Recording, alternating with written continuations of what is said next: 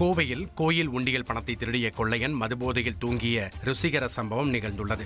கோவை புதூர் அருகே அமைந்துள்ள பால விநாயகர் கோவிலில் வழக்கம் போல் காலையில் கோயிலை திறக்க குருக்கள் சென்றபோது கதவுகள் திறக்கப்பட்டு உண்டியல் உடைக்கப்பட்டிருந்ததுடன் ஒருவர் மதுபோதையில் தூங்கிக் கொண்டிருப்பதை கண்டு அதிர்ச்சி அடைந்தார்.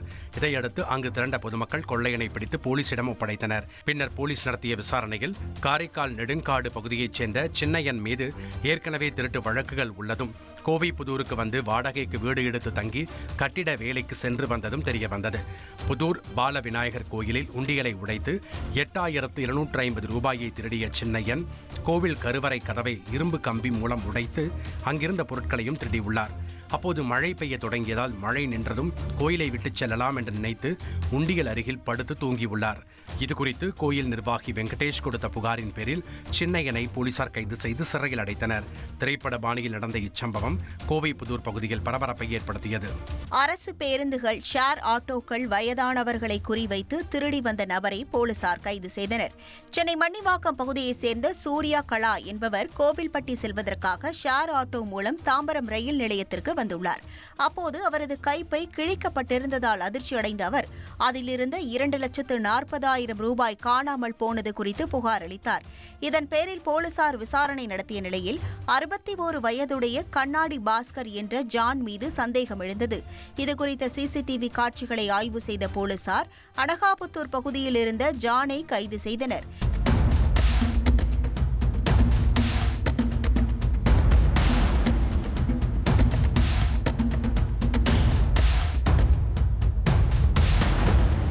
இவர் மீது 15க்கும் மேற்பட்ட வழக்குகள் நிலுவையில் உள்ள நிலையில் விசாரணையில் திருட்டை ஒப்புக்கொண்டார்.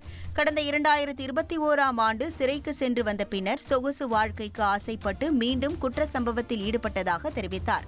மேலும் அரசு பேருந்துகள் மற்றும் ஷேர் ஆட்டோக்களில் வரும் வயதானவர்களை மட்டும் குறிவைத்து திருடுவதாகவும் வாக்குமூலம் அளித்தார். வயதானாலும் தனது தொழிலை விட முடியவில்லை என்றும் அவர் கூறியுள்ளார். ஜானை சிறையில் அடைத்த போலீசார் அவரிடமிருந்து 2,40,000 ரூபாயை மீட்டனர். சென்னை குரோம்பேட்டை அருகே பேருந்தில் பயணித்த பெண்ணிடமிருந்த 14 சவரன் தங்க நகை மாயமான சம்பவம் பரபரப்பை ஏற்படுத்தியுள்ளது.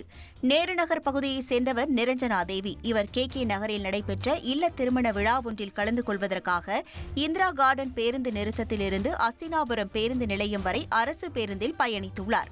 இந்த நிலையில் அவரது கைப்பையில் வைக்கப்பட்டிருந்த 14 சவரன் தங்க நகை மாயமானதை அறிந்து அதிர்ச்சி அடைந்துள்ளார். இதுகுறித்து காவல் நிலையத்தில் புகார் பதியப்பட்டு விசாரணை நடைபெற்று வருகிறது. கோடிக்கு அதிகமான தந்தி டிவியின் சப்ஸ்கிரைபர்ஸ் அண்ட் ஃபாலோவர்ஸ் குடும்பத்தில் நீங்களும் இணையுங்க.